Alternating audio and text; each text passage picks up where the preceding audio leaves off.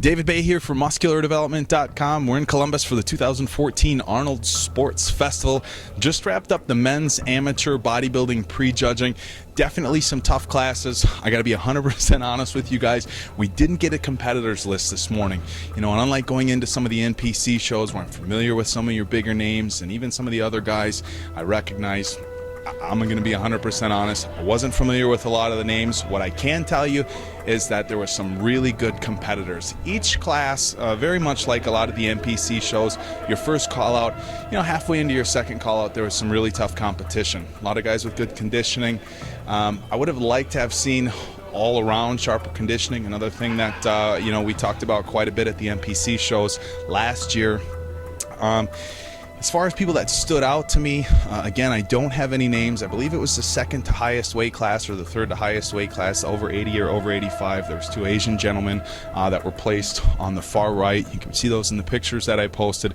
They looked absolutely incredible. Small waists, full muscle bellies, great conditioning. I think they would be extremely competitive at an NPC level or any amateur level for that.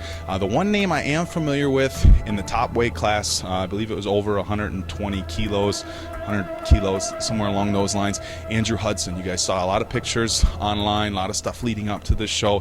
He didn't disappoint.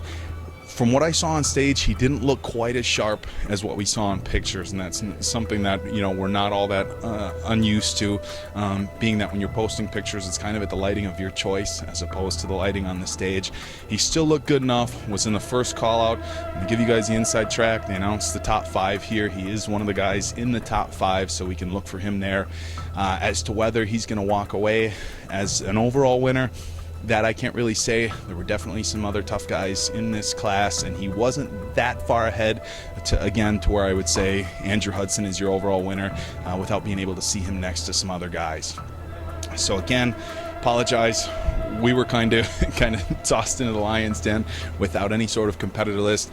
Did the best we could to get the numbers updated. If we get a competitor list later on this evening, what we're going to do is we're going to try to go back, match some names to some numbers. We're going to see if we can do that for you guys to make sure that you guys are getting the best coverage possible. But for right now, going to have to go off of numbers and facial recognition if some of your friends are competing.